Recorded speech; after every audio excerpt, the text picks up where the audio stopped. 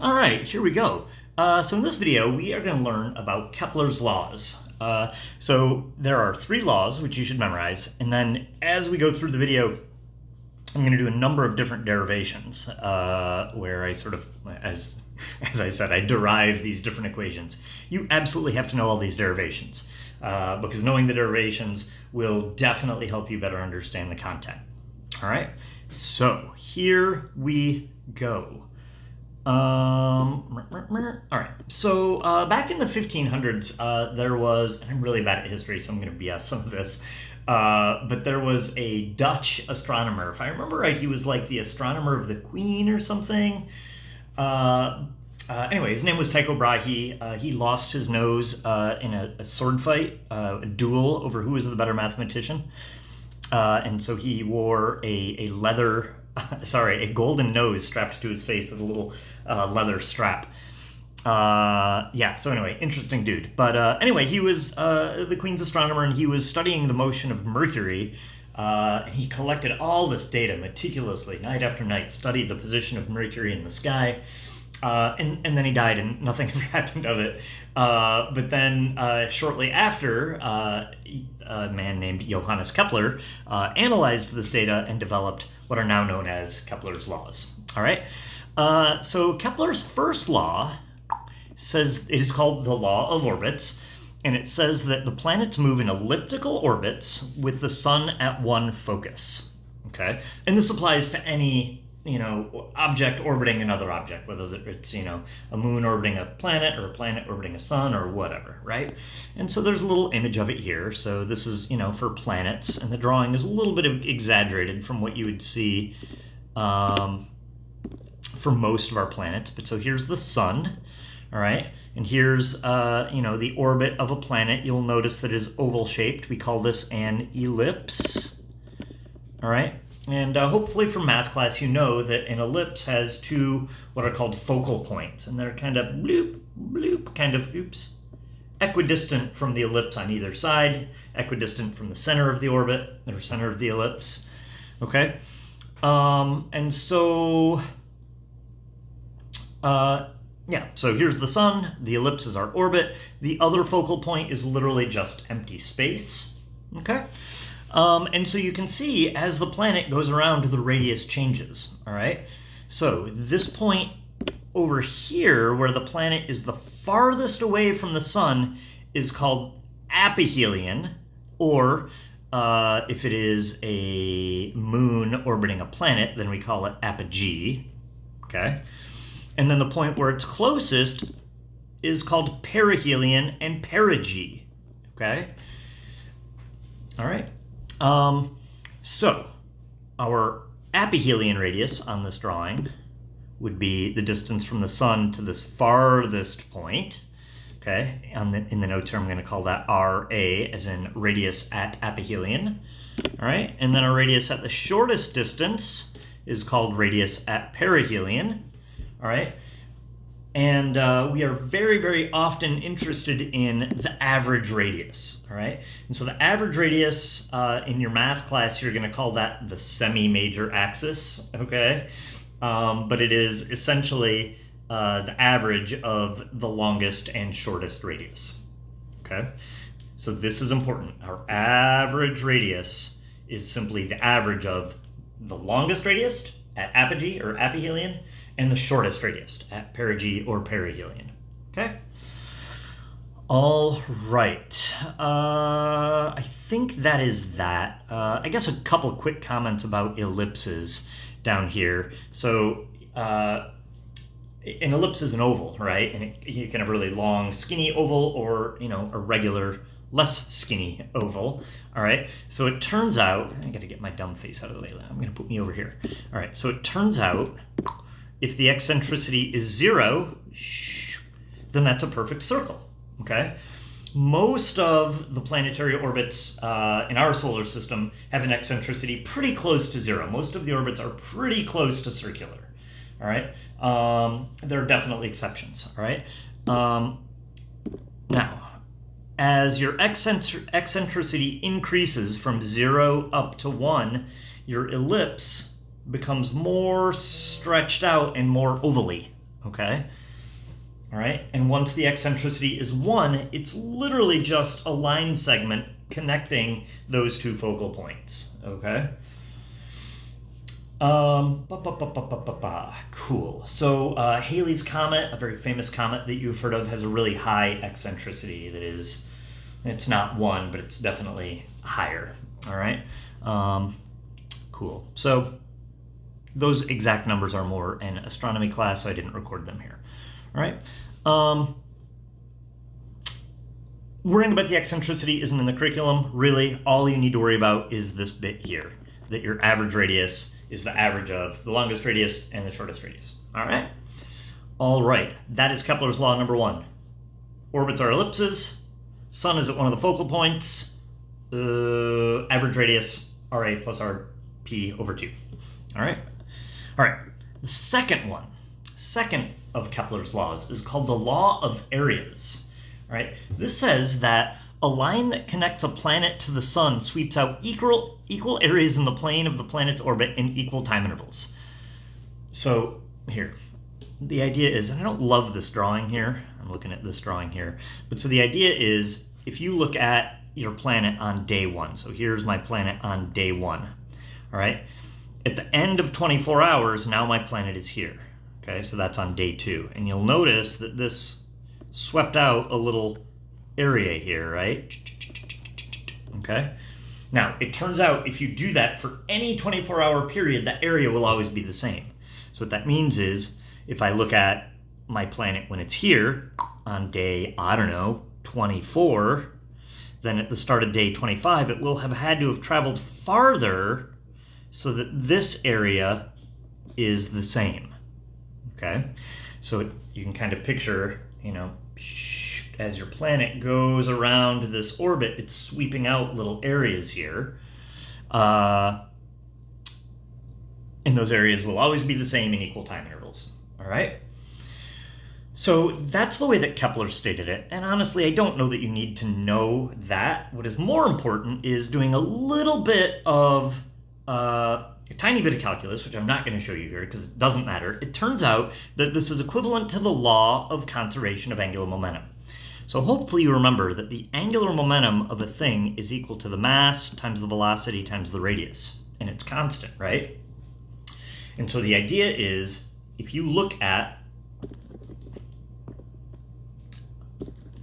our planet at 2 different points, so here's our planet at point A, and here's our planet over here at point B, it turns out if you take the mass of the planet at point A, but the mass doesn't change, times the velocity of the planet at point A times the radius of the planet at point A, so this would be RA, and then your VA would be this way. Remember, your velocity is always tangent to the path, okay?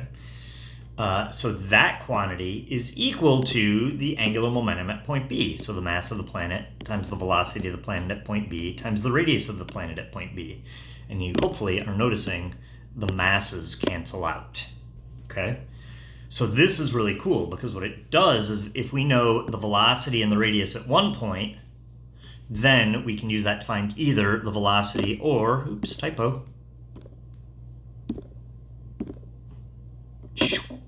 So we could use that to find either the velocity or the radius at some other point, okay? I don't know that I need to do a calculation on that, right? There's 4 variables there. You'll be given 3 of them. You have to find the missing one. All right? Cool. There we go. So that's it. So that is the second law. It says the velocity of a planet at a point times the radius of the planet at that point is constant. Everywhere in the orbit. Velocity times radius is constant. Okay? All right. Finally, the law of periods. So here's where our derivations come in. All right? So here's the way that Kepler stated it. It says the square of the period of any planet is proportional to the cube of the semi-major axis of the orbit. All right, so again, as a quick reminder, semi-major axis, in your math class, you call that A. In this class, we call it average radius. Okay? So what the law of periods says is that the period squared is proportional to, that's the math proportional symbol, to that average radius cubed. All right? So why is this true? So I'm about to derive this equation. All right? Yeah, so you can see it. Sorry, here. So here it is. So period squared is proportional to the average radius cubed, right? Because this is constant, right? So G is your universal gravitation constant. M is the mass of the body that is being orbited, right? I'm frustrated that I used little r here. I guess it doesn't really matter. So all of these r and a and r average all represent that average radius. All right.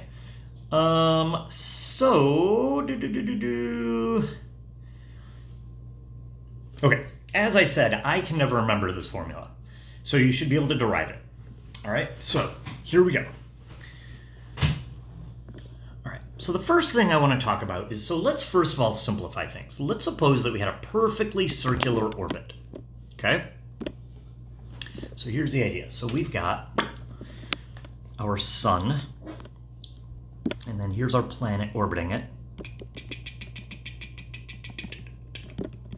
Oops, that is the worst circle ever drawn by a human. But this is intended to be a perfectly circular orbit. All right? So it turns out that for a given radius, I'm going to use capital R. I guess I'll use lowercase r since that's what I used in the other one. Whatever, it doesn't matter. As long as you know what the letters represent, which letter you use isn't as important. Okay, so I'm going to use a little r. So we've got a circular orbit with radius r. It turns out there's one and only one velocity that will result in a perfectly circular orbit for a given radius. All right? And so the idea is, because my planet is going in a circular orbit, there has to be a centripetal force, right? All right, well, where does that centripetal force come from?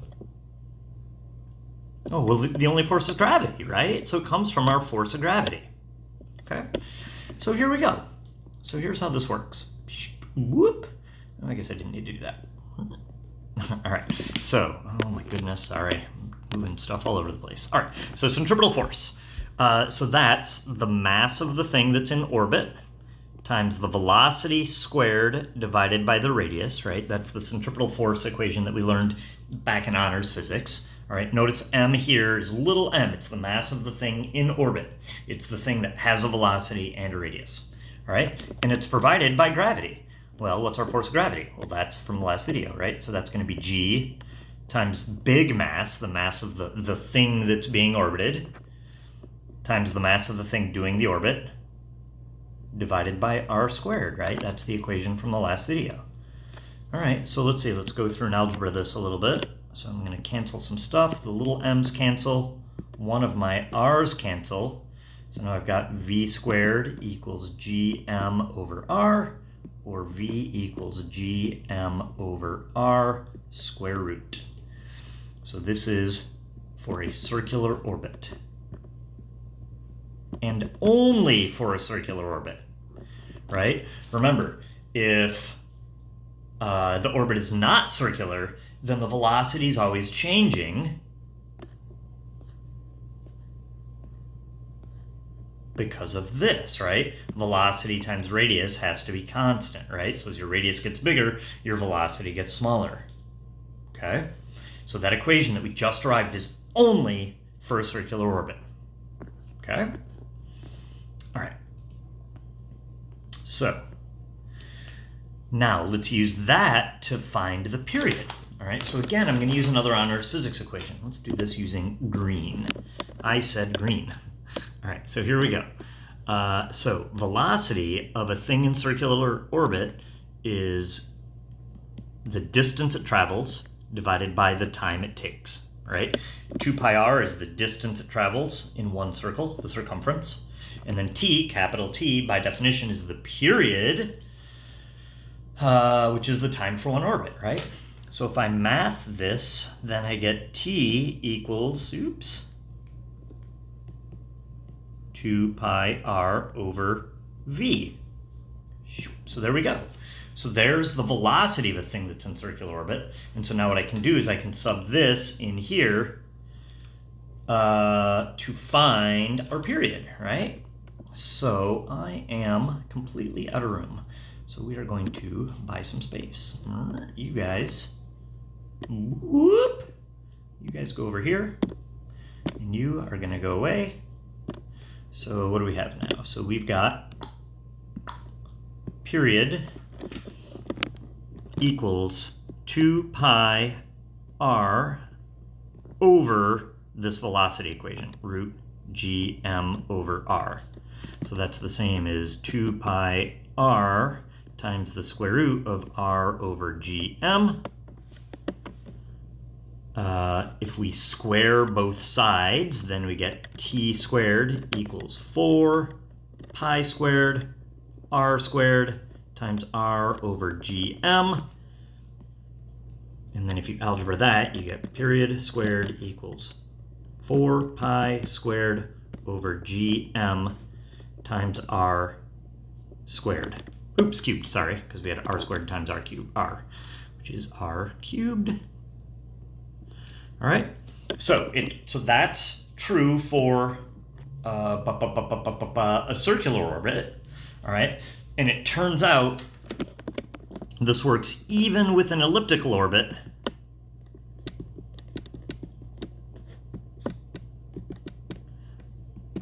We just, instead of r, we use our average radius, okay? And so you'll see that's exactly Kepler's third law from the previous page. All right, I think, all right. Okay, so now, let's go back to this idea of there being exactly one velocity that results in a circular orbit, okay? So the question is, what happens if at some point in the orbit, the object is going faster or slower than v circ, all right? So in English, here we go. So here's our sun, and then I'll do circular in red. So here's my planet. So everything in red, my velocity is exactly equal to v circ, right? So it's ensuring that the velocity is exactly the right velocity to maintain that circular orbit, okay? Now, let's suppose that at this point here, somehow the object slows down, right? Like, so it's, it's traveling this way, right? So maybe there's some boosters or something on your satellite or whatever. It slows down somehow, right? We'll talk more about satellites speeding up and slowing down in the next video, all right? But so, it's going this way, and maybe they boosters this way to slow it down, right? All right, so what happens then is because it's slowing down, that means it's not going quite fast enough to maintain that circular orbit, and so it falls towards the sun and does this, right? So the idea is as it goes this way, it's going to speed up, speed up, speed up, speed up.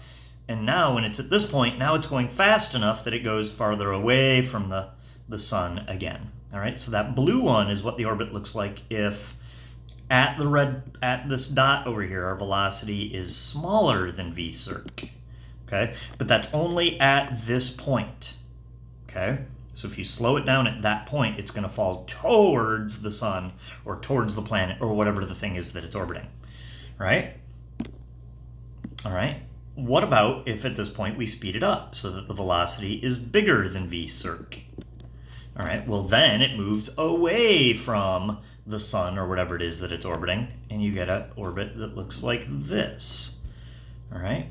Oh, you know what I didn't do is on this blue orbit, notice it's now an elliptical orbit, you're gonna have two focal points, one at the sun, oops, I wanted this to be blue. So for the blue one, you'd have a focal point at the sun and a focal point here. And for the green orbit, you'd have a focal point here and a focal point here, right? Okay, and then for the red one, you've got only one focal point, which is where the sun is, okay? So if at a given point, it is going too slow, then it follows an elliptical orbit inside the circular orbit. And if it's going too fast, then it follows an elliptical orbit that is a little bigger than the circular orbit, so outside of that circular orbit. All right? That is it for that one. All right? So enjoy, because the next video, if I recall, a little bit of a kick in the teeth. All right? There we go.